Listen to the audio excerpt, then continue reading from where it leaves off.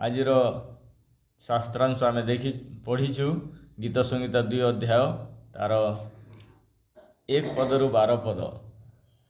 ଦୈନିକ ଆହାର ଅନୁସାରେ ଆମେ ସେ ଜାଗାରେ 3 ଭାଗରେ ବିଭକ୍ତ କରାଯାଇଛି। ପ୍ରଥମ 3 ପଦ, 4, 5, 6 ପଦ, ତାପରେ 7, 8, 9 ପଦ, 10, 11, 12 ପଦ। 3 ପ୍ରକାର ବିଷୟ ସେ ଜାଗାରେ ଲେଖାଯାଇଛି। ଆଉ ଆମେ ଦେଖୁଛୁ ଯେ ପ୍ରଥମେ ସଦାପ୍ରଭୁଙ୍କର ମନୋନୀତ ରାଜାଙ୍କୁ ରାଜା ଭାବରେ, ସେ ପିତା ଭାବରେ, ପୁତ୍ର ଭାବରେ, ପୁଣି ପବିତ୍ର ଆତ୍ମା ଭାବରେ ସେ ଜାଗାରେ ଆମକେ ବୁଝାଇ ଦିଆଯାଇଛି।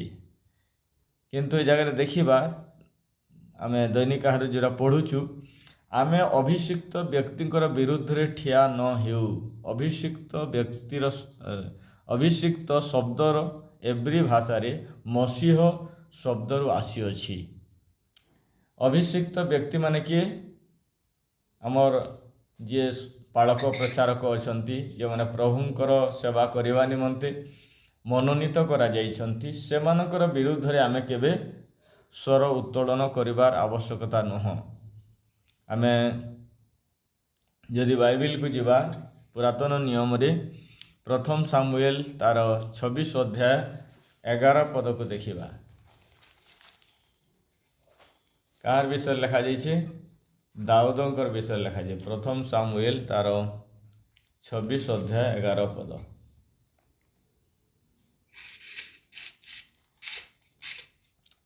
ଦାଉଦ ଆଉ ଜନାଥନ 2 ଜଣ ଭଲ ଫ୍ରେଣ୍ଡ ଥିଲେ, ସଙ୍ଗୀ ଥିଲେ। ଆଉ ଦାଉଦ ଆଉ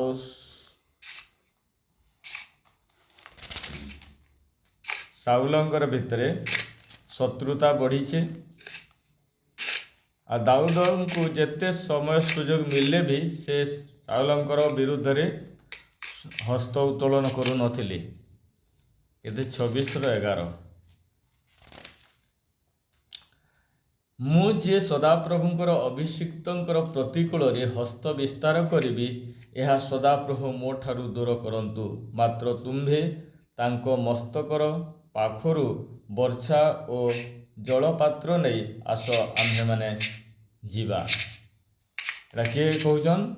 ଦାଉଦ କହୁଛନ୍ ଯେ ସେ କେବେ ହେଲେ ବି ସଦାପ୍ରଭୁଙ୍କର ଦାସ, ଅଭିଷିକ୍ତ ଦାସ ଯିଏକି ସାଉଲ, ତାଙ୍କର ବିରୁଦ୍ଧରେ ସେ ହସ୍ତ ଉତ୍ତୋଳନ କରିନାହାନ୍ତି।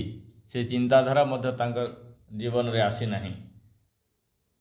ଯେତେ ବି ତାଙ୍କୁ ସମୟ ସୁଯୋଗ ମିଳୁଥିଲା, ଗୋଟେ ଗୁମ୍ଫାରେ 2 ଜଣ ଲୁକିଥିଲେ ବି, କିନ୍ତୁ ଦାଉଦ ସାଉଲଙ୍କ ପ୍ରତି ସେ ପ୍ରକାର ବ୍ୟବହାର କରିନାହାନ୍ତି। ଆପଣମାନେ ସେ ପ୍ରଥମ ସାମୁଏଲ ପୁସ୍ତକ ଅଧ୍ୟୟନ କରନ୍ତୁ। ଆଉ ସେ 2 ଜଣଙ୍କର ବିଷୟରେ ଲେଖାଯାଉଛି। ସାଉଲଙ୍କର ପୁତ୍ର ଜନାଥନ ଉଭୟ ଦାଉଦଙ୍କ ସହିତ ସୁନ୍ଦର ବନ୍ଧୁତା ଥିଲା। ଆଉ ଯେତେବେଳେ ଦାଉଦ ବିଭିନ୍ନ ପ୍ରକାର ପ୍ରତିକୂଳ ପରିସ୍ଥିତି ମଧ୍ୟ ଦେଇ ଯାଉଥିଲେ, ସେତେବେଳେ ତାଙ୍କର ବାପାଙ୍କର ଦ୍ୱାରା ସେଟା ହେଉଥିଲା, ଜନାଥନଙ୍କର ବାପାଙ୍କର ଦ୍ୱାରା। ମାତ୍ର ଜନାଥନ କ'ଣ କରୁଥିଲେ? ଦାଉଦଙ୍କୁ ସାହାଯ୍ୟ କରୁଥିଲେ। ଆଉ ଦାଉଦ କେବେ ବି ସଦାପ୍ରଭୁଙ୍କର ଅଭିଷିକ୍ତ ବ୍ୟକ୍ତି ସାଉଲଙ୍କର ବିରୁଦ୍ଧରେ ସେ କିଛି ମନ୍ଦ ଚିନ୍ତା କରିନାହାନ୍ତି, ହସ୍ତ ଉତ୍ତୋଳନ କରିନାହାନ୍ତି, କୁକଥା କହିନାହାନ୍ତି। ତ ସେଇ ବନ୍ଧୁତା ବିଷୟରେ ଆଉ ସେ ଶତ୍ରୁତା ବିଷୟରେ ଗୋଟେ ମିତ୍ରତାକୁ ଆମେ ଦେଖିପାରୁଛୁ। ଆଉ ଆମେ କ'ଣ କରବାର ଅଛି? ଆମେ ମଧ୍ୟ ଆମର ଅଭିଷିକ୍ତ ବ୍ୟକ୍ତି ଯିଏ ଅଛନ୍ତି, ଆମର ପାଳକ ପ୍ରଚାରକ, ଆମର ଆତ୍ମିକ ନେତୃତ୍ୱ ନେଉଥିବା ପ୍ରଭୁଙ୍କର ଲୋକମାନଙ୍କର ବିଷୟରେ, ଅଭିଷିକ୍ତ ବ୍ୟକ୍ତିମାନଙ୍କର ବିରୁଦ୍ଧରେ ଆମେ କେବେ ମଧ୍ୟ ସ୍ୱର ଉତ୍ତୋଳନ କରିବା ନାହିଁ। ତାଙ୍କର ପ୍ରତିକୂଳରେ ଆମେ ଯିବା ନାହିଁ। ଆଉ ସେଟା ହେଉଛି ସବୁଠାରୁ ମନ୍ଦ କାର୍ଯ୍ୟ ବା ପାପ ଅଟେ। ଆମେ ଦେଖୁଛୁ ତାର ଏବ୍ରି ଭାଷାରେ ତାର ଲେଖା ହେଉଛି ମସିହ ଶବ୍ଦରୁ ଆସିଅଛି। ମସିହ ଶବ୍ଦରୁ ଅଭିଷିକ୍ତ ବ୍ୟକ୍ତିଙ୍କର ଅର୍ଥ ପ୍ରକାଶ କରୁଛି। ବୋଲେ ଆମେ ଯଦି ମସିହଙ୍କର ଅଭିଷିକ୍ତ ବ୍ୟକ୍ତି, ମନୋନୀତ ବ୍ୟକ୍ତିଙ୍କର ବିରୁଦ୍ଧରେ ଯଦି କିଛି ମନ୍ଦ କଥା କହୁଛୁ, ତାଙ୍କର ପ୍ରତିକୂଳରେ ବାଧା ସୃଷ୍ଟି କରୁଛୁ, ତାହେଲେ ସିଧାସଳଖ ଯାଇ ଆମେ ମସିହ ଅର୍ଥାତ୍ ଖ୍ରୀଷ୍ଟ, ଆମେ ପ୍ରଭୁଙ୍କର ବିରୁଦ୍ଧରେ କଥା କହୁଛୁ। ତାଙ୍କର ବିରୁଦ୍ଧରେ ଆମେ ସ୍ୱର ଉତ୍ତୋଳନ କରୁଛୁ, କୁମନ୍ତ୍ରଣା କରୁଛୁ। ଆଉ ଏହା ହେବାର ଦ୍ୱାରା ଆମର ଜୀବନରେ କ'ଣ ହେବ? ଆମେ ଆଶୀର୍ବାଦକୁ ପ୍ରାପ୍ତ ହେଇପାରିବା ନାହିଁ, ଆମେ ସଫଳତାକୁ ପ୍ରାପ୍ତ ହେଇପାରିବା ନାହିଁ। ଦାଉଦଙ୍କର ବିଷୟରେ ଦେଖୁଛୁ, ଦାଉଦ ଜଣେ ପରମେଶ୍ୱରଙ୍କର ମନର ମତ ବ୍ୟକ୍ତି ହେଇପାରିଥିଲେ। ତାଙ୍କର ଜୀବନ ଦ୍ୱାରା ଭୁଲ ଥିଲା, ମାତ୍ର ସେ ଭୁଲକୁ ସେ ଜାଣିପାରୁଥିଲେ, ସଂଶୋଧିତ ହେଇପାରୁଥିଲେ ଆଉ ପରମେଶ୍ୱରଙ୍କ ନିକଟରେ କ୍ଷମା ପ୍ରାର୍ଥନା କରୁଥିଲେ। ଗୋଟେ ଜାଗାରେ ଗୀତ ସଂହିତାରେ ଲେଖାଯାଉଛି ଯେ ତୁମେ ମୋ ଠାରୁ ତୁମର ଆତ୍ମାକୁ ନିଅ ନାହିଁ ବୋଲିକରି। ଆଉ ପବିତ୍ର ଆତ୍ମା ବିଷୟରେ ଆମେ ଜାଣିଛୁ, ପବିତ୍ର ଆତ୍ମା ଦ୍ୱାରା ଆମେ ପରିତ୍ରାଣ ପ୍ରାପ୍ତ ହେଇଛୁ। ମାତ୍ର ପବିତ୍ର ଆତ୍ମାଙ୍କ ଶକ୍ତି ଯେତେବେଳେ ଆମେ ପାଇମା, ସେତେବେଳେ ଆମେ अलौकिक आश्चर्य कार्य करिपारमा। ସେଥିଲାଗି ଆମକେ ପ୍ରସ୍ତୁତ ହେବାର ଦରକାର। ସେ ଯାହା ବି ହେଉ, ଆମେ ସଦାପ୍ରଭୁ ପରମେଶ୍ୱରଙ୍କର ଅଭିଷିକ୍ତ ଲୋକମାନଙ୍କର ବିରୁଦ୍ଧରେ ସ୍ୱର ଉତ୍ତୋଳନ କରିବା ନାହିଁ। ପ୍ରେଜ୍ ଦ ଲର୍ଡ, ହାଲେଲୁୟା। ଆମେ ଯୋହନ ପୁସ୍ତକ ତାର 1 ଅଧ୍ୟାୟ 49 କୁ ଯିବା। ଦୈନିକ ଆହାରରେ ଲେଖାଯାଉଛି, ଦେଖିବା ନା ସେ ଜାଗାରେ ଜଣେ ବ୍ୟକ୍ତି ଅଛନ୍ତି ନିଥାନିଏଲ। 1 ଅଧ୍ୟାୟ 49 ପଦ କାଣା ଲେଖାଯାଇଛି?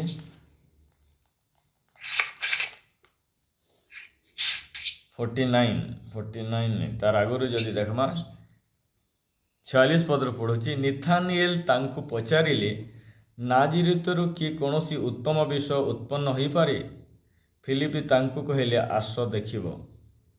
ଯୀଶୁ ନିଥାନିଏଲକୁ ଆପଣା ନିକଟକୁ ଆସୁଥିବା ଦେଖି ତାଙ୍କ ବିଷୟରେ କହିଲେ, ଏହି ଦେଖ, ପ୍ରକୃତରେ ଏ ଜଣେ ଇସ୍ରାଏଲୀୟ ଲୋକ, ଏହାଙ୍କଠାରେ ଛଳନା ନାହିଁ।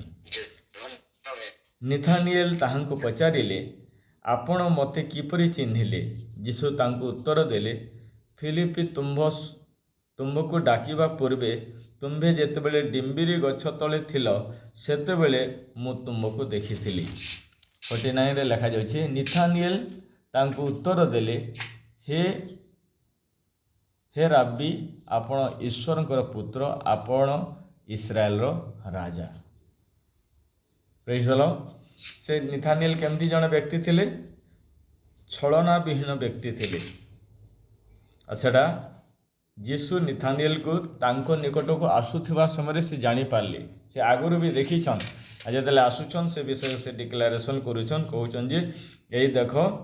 ନିଥାନିଏଲ ତାଙ୍କୁ ପଚାରିଲେ, ଆପଣ ମୋତେ କିପରି ଚିହ୍ନିଲେ? ଯୀଶୁ ତାଙ୍କୁ ଉତ୍ତର ଦେଲେ, ଫିଲିପି ତୁମକୁ ଡାକିବା ପୂର୍ବେ ତୁମ୍ଭେ ଯେତେବେଳେ ଡିମ୍ବିରି ଗଛ ତଳେ ଥିଲ, ସେତେବେଳେ ମୁଁ ତୁମକୁ ଦେଖିଥିଲି। ଆଉ ସେ ଜାଗାରେ ନିଥାନିଏଲ କହୁଛନ୍, ତୁମେ ରାବି, ତୁମେ ଈଶ୍ୱରଙ୍କର ପୁତ୍ର, ଇସ୍ରାଏଲର ରାଜା।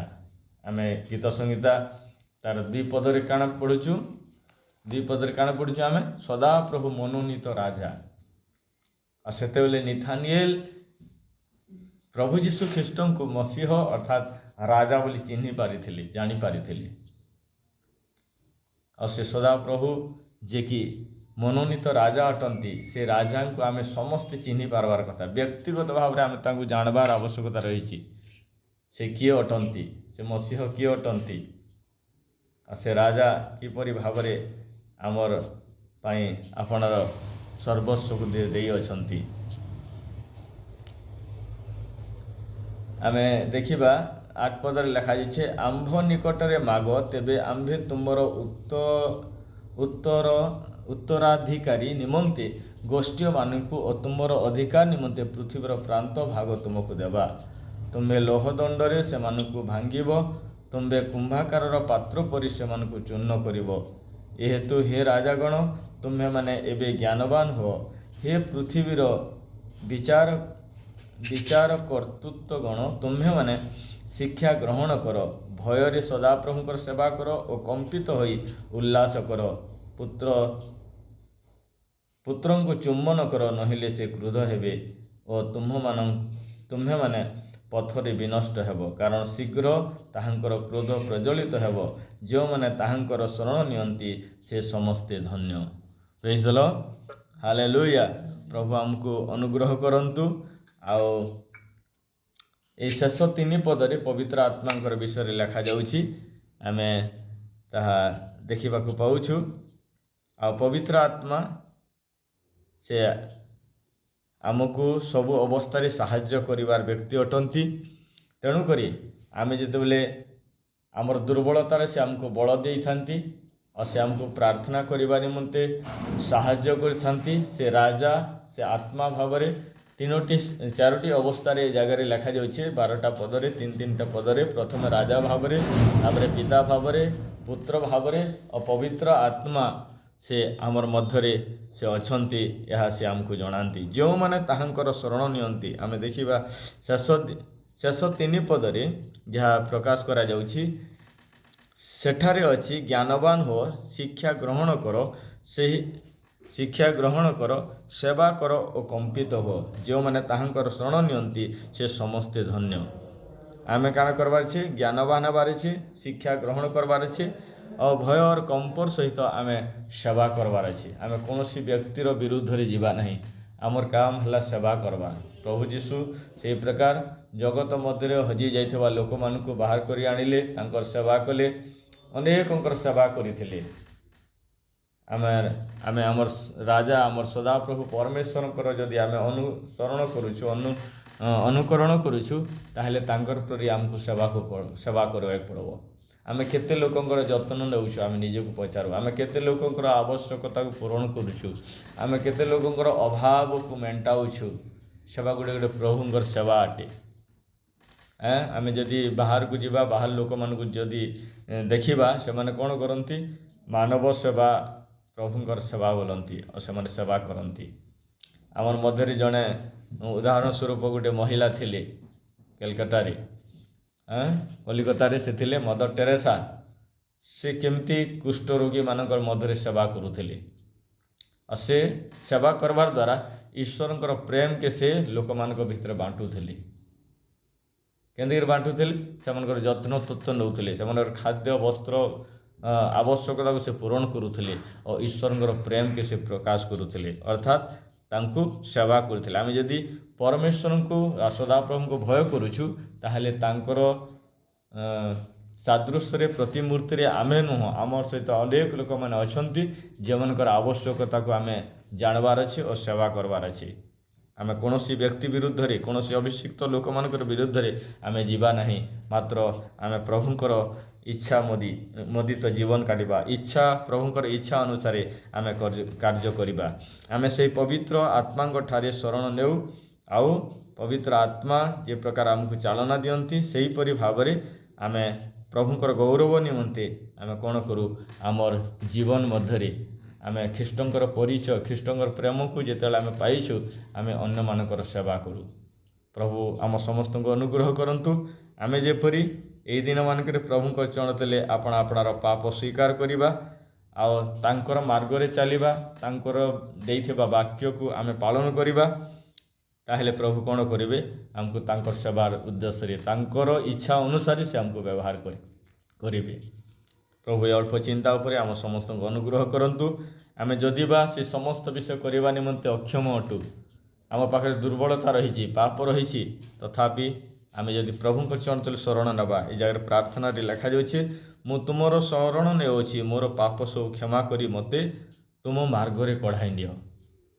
आमर कार्य है प्रभुंकर पछे चलवाटा प्रभुंकर आज्ञा के पालन करवाटा आ से समस्त विषय देखिक जाणिक आम निजक जो दुर्बल अनुभव करुँ अयोग्य अनुभव करुँ ताहले आमर दुर्बलता कि आमर पाप के प्रभु निकट स्वीकार करूँ ताहले प्रभु कौन करेंगे से आमको क्लीन करेंगे आमको रास्ता देखाबे और तांकर काम करवा लगे आमके व्यवहार करेंगे। और से जे राजा अटंती से जे मसीह अटंती आमर सेवार द्वारा लोक मैंने कौन करेंगे तांकर परिचय को प्राप्त हो पारे आमे तांकर परिचय देकरी आमे तांकर सेवा करि परिबा। प्रभु अल्प चिंता पर आम समस्त आशीर्वाद करंतु।